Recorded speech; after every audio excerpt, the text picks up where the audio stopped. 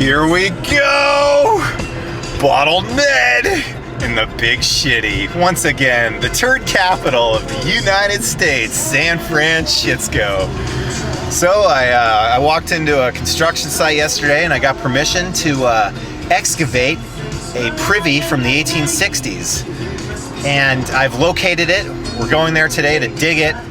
And let's see, what else?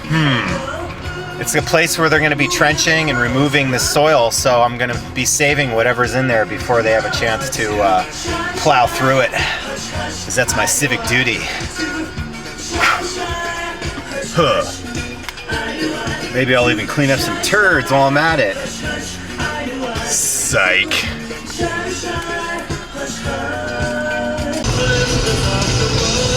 So, a lot of San Francisco is built on marshes and fill.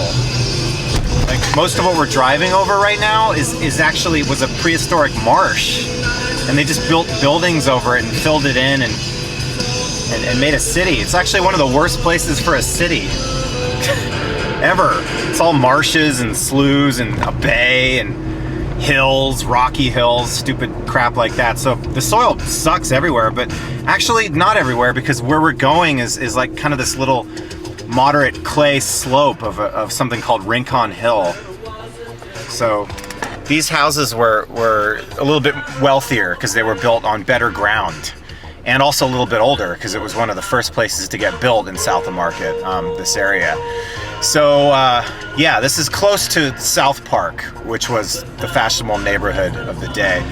So it's great grade. We're not going to be dealing with much overburden or fill. There's going to be a little bit of fill because they raised the grade up from the alley to pour the concrete pad for the original building, or the second generation building that was there, built in 1910 after the earthquake. The 1906 earthquake and fire burned everything down. Including all those 19th century houses. This is the back line of the old concrete building. They've ripped out the floor slab, and it's just nice dirt underneath that. And I've found a privy.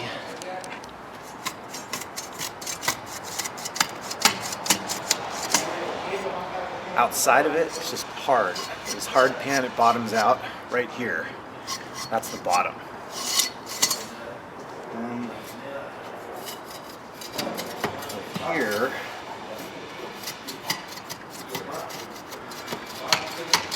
underneath the rubble, it just keeps going. Food drops. So I've dimensionalized it.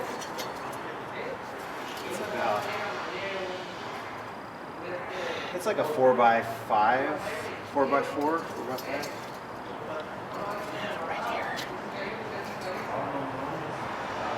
Now we're gonna dig it. Are you ready for pain? Are you ready for dirt? Are you ready for shoveling? Then you're ready for BottleNed's workout!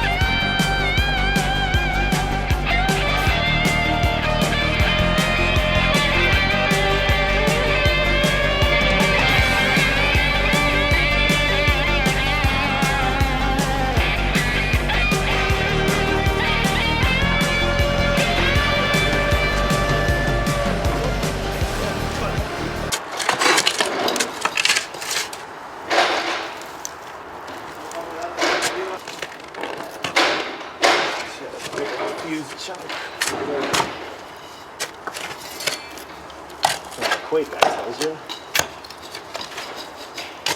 1906 earthquake. Okay, we're cracking into the 1906 fill layer. We got part of the date from when the fire happened, 1906. Or is it a 9? Either way, I'm having a good time. That could have been a number on the mailbox for the original address of this place. Whoa. Got a big Caballo Grande horseshoe here. Both of you guys are going to have to use your utmost. Cold cream. Call this the Halloween cold cream. So we got another hole we probed here. This property encompassed 2 holes, 2 properties. Original 19th century houses. So this is one corner of one yard, and then that's the other corner. Word up. Got a really cool license plate from out of the 06 burn layer. Cool. Got a star on it, California. Certain number. Porcelain enameled.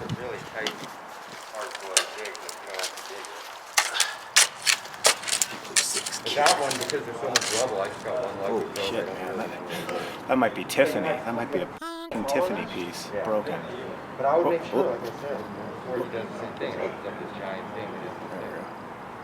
Freaking brick chimney down there. We got to get out of the way. Oh boy. This is kind of interesting. So, these are 2 different paver stones that were on the streets and alleyways back in the 19th century in San Francisco. So this is a traditional cobblestone. So it's rounded, it's a stone. Obviously, yeah. So this would be on the street back in the early days, since the 1850s. They would use this kind of stuff in this city. But this is this is called a basalt block, and these were brought here in like 1890, and they replaced the cobblestones with these basalt block paver stones, which is just a better shape, and they were easier on the horseshoes and the people walking over them because they weren't rounded like this.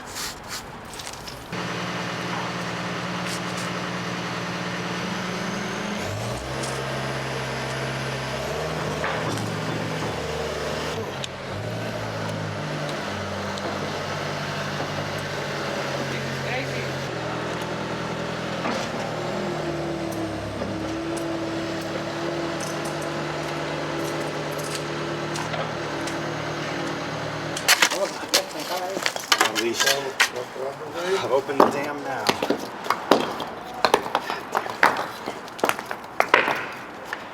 Unleash the brick avalanche. There's no stopping. Yeah, it's got some stem wear. 1860s, 1870s. Aperitif glass. It's got the ash, rust. That's the use layer of the privy. KSS though, what's your guess what that is? Let's see, it says Cheeseboro. It's cheese, right? Vaseline. Well, you could call it that. It's for La Chaquetas. Vaseline, dude. Personal lubricant. Astroglide from 120 years ago. Yeah, Vaseline. Yeah. Vaseline.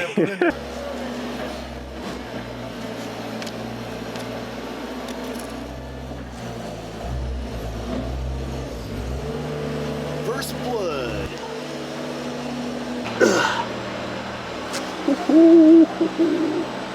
Yeah, baby, yeah. This was a cinnamon bottle blown at the Pacific Glass Works in San Francisco in probably about 1868. Oh, wow.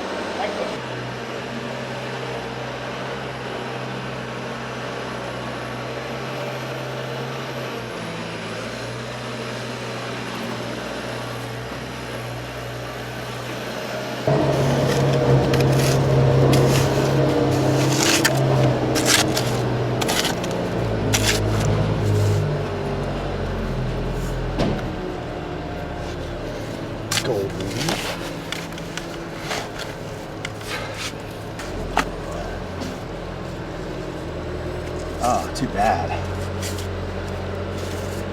That's a broken baby feeder. From London. Huh.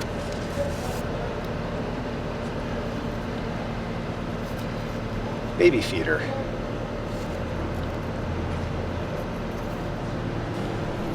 By the mid-1800s, new inventions were becoming available to the housewife to make her chores easier. One of these was the feeding bottle, which was intended to replace the need for constant breastfeeding. The simple design consisted of a glass banjo-shaped bottle connected to a tube with a nipple on the end. Unfortunately, the rubber tube was very hard to clean and often was neglected, becoming a haven for bacteria, which infected countless Victorian babies with deadly illnesses.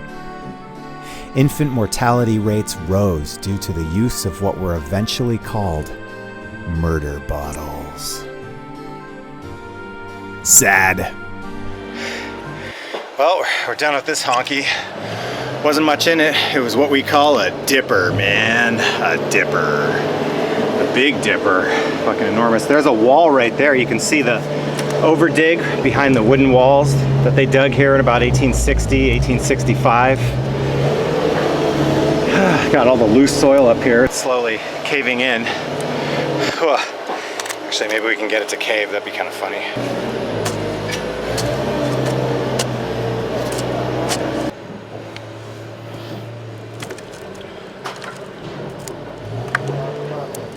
Oh shit, here we go. Whoa! Good times. Ah, little autofill. Oh, gonna kick you in your ass.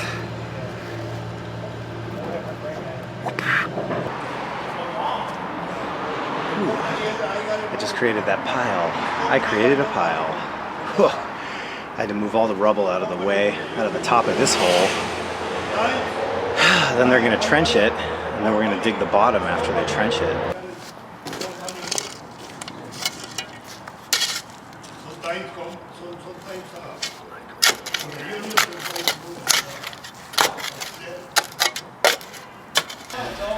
You can see a void in here where the pit sunk out for years. So we're gonna dig out and backfill.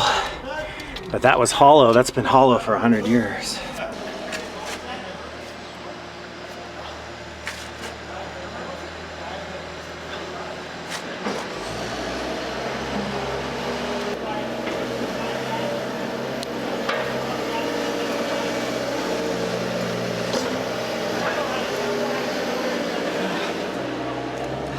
A lot of shit going on in here. Whoa! Whoa! There's the redwood wall. I had to get out of the way while they move some of the dirt.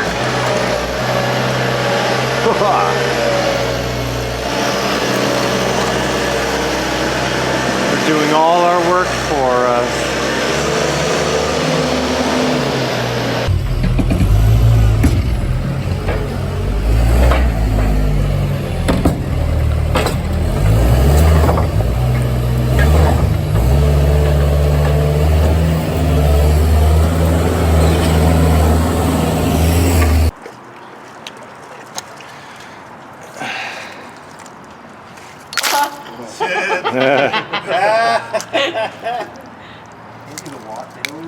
Yes, sir. Whoa, that's an old crock. Damn. It's like 70s. Muchas cosas. Ned, clear away for this bucket for me to dump the water, dude. I need a nice, convenient spot. Yeah. Okay. Wow, lots of crap. Lots of crap. That was the beer in the old time? Yeah, they made crockery. There wasn't any brand or something, all right? There was what? Any brand of beer? There was lots of brands because they imported a lot of stuff from Europe back then. No, not in here. They produce in here. They Not until later, until like the 1880s, 1890s. But in that age, they didn't have their own beer. It was imported. Yeah, or just very small amount. It's glass, right? That's pottery. Yeah.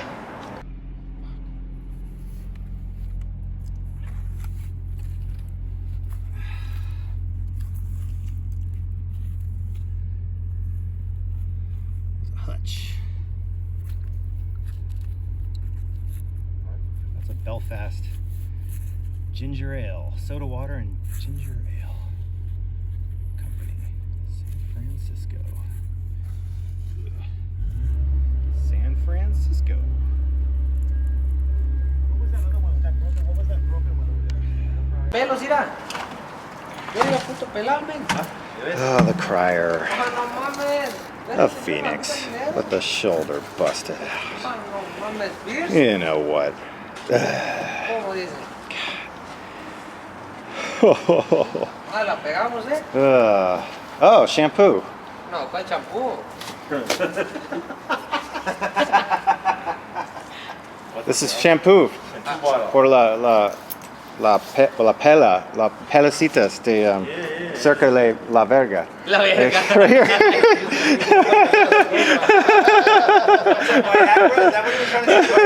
No, you dummy. It's for it's hair. It's shampoo for your cock. yeah. There you go. Lubricante. Before they used to shave. Now we do before they shave.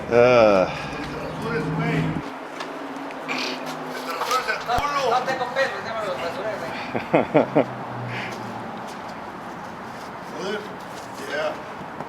¿Qué hay?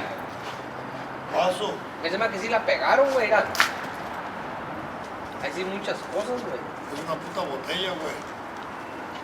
What's that pinche piece? Más champú. This, I'm trying to figure out what this was. Sometimes It's a we lot can of tell poo. what they were. Ya te ubicaron, eh. Sí, me cayó la lengua.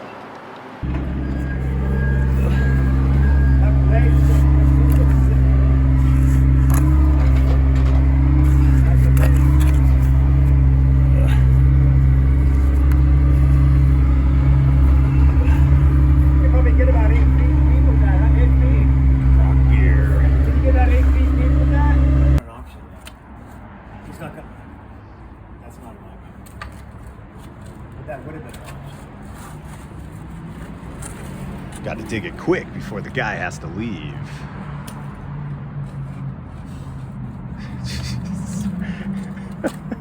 Always. Just never fucking fails. Unbelievable how that works out. Right when the pit starts getting loaded. Sorry, dude. Closing time. The bottles love a little bit of tension. Sodas is flying out. Cool. That could be like a. Let's see if it's a. It could be a face and bust one. Oh no, it's not. Ready? I think we have 10 minutes. 10 whole minutes. Bottles. What time? What? No. Did he go back to the bathroom? What time did they start? You think? 8. They start 8. Yeah. Might have to come back tomorrow just to finish this nag. We got 10 minutes. It's like defusing a bomb. You have 10 minutes to extract. So ridiculous. Woo, champ, man. We had to scoop the rest of that layer really fast because the guy's like, hey, man, I got to get home to San Leandro. It's fucking 2 hours, man. And I was like, oh, I feel bad, dude. And so we like scooped out as many bot as possible. I think we cleaned it out. Then we have to come back tomorrow and fill it. Looks like they filled the hole, so we didn't get a chance to slough around at the bottom there. They kind of filled it with the equipment. And here's the haul. Whew. I'll just explain everything for a second. Okay, so here's your personal lubricant from the 1920s, 1906, actually 1906 era. We all know what that was for. Vaseline. Some shaving mugs. Here's some nice stemware, a dimpled goblet from the 1860s, 1870s. This is Pacific Glassworks chutney, like a cinnamon bottle blown about a mile from here on Potrero Hill in circa about 1868. Here's an umbrella inkwell from about 1870 with a rolled lip. This is a rat fink style ink from more towards the turn of the century, 1906, 1910. Here's a Bromo seltzer. We all like those. Cobalt blue. It's a Rockingham, probably a Rebecca at the Well teapot lid. Here's a little cold cream jar. Here's some mason jar lids. Durkee sauce, because they didn't have refrigeration back then, so they had to pour hot sauce on everything because it was like half spoiled. Here's a Bennington marble, 1880s. Crock beers from Scotland, our favorite. This is a shampoo bottle. This style of bottle was contained shampoo. And here's a wider mouth San Francisco Glassworks cinnamon bottle from about 1880. It's about 10 years newer than that, this style. This would have been really nice. It's a Phoenix flask, a coffin flask. Neighbor Alf's and Bruin were the agents in San Francisco for Phoenix, Kentucky bourbon, so they sent the barrels out here and bottled it in San Francisco. Phoenix was a really popular, iconic brand in San Francisco because the city burned down so many times and rose from the ashes. So people like that name around here. Here's a shaving mug with some nice crazing. Here's the Halloween cold cream. License plate from the turn of the century. Big beer. Big old honking beer. Here's a chow chow. Chow chow was a term for food that became popular in the British West Indies, I believe. And they still use it today. The American military calls it chow. Let's see, Enterprise Soda Works. This was a Hutchinson soda bottle. It's a little bit beat up. I pulled another soda bottle out of there earlier, but it kind of fell apart also. Enterprise Soda Works SF. And so this style of bottle was pretty funny because it had a closure that was below the lip, and so the closure was indented, and so to open the bottle you'd push it down.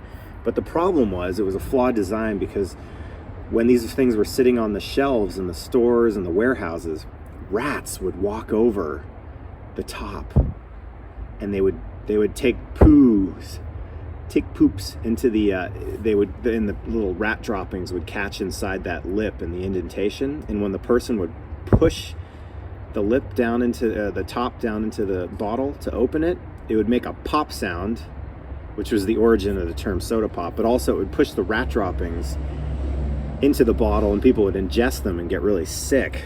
So people were actually dying because of that design. Here's some European black glass bottles. Whoa!